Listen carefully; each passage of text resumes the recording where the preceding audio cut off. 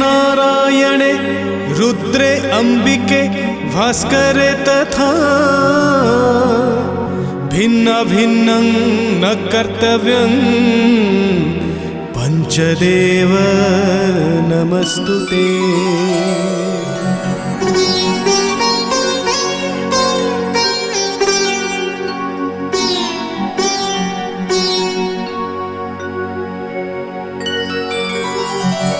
ॐ श्री गणेशाय नमः।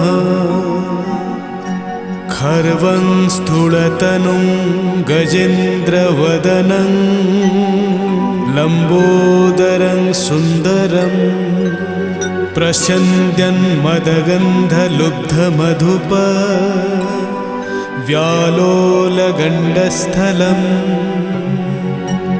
दन्ताघातविदारितारि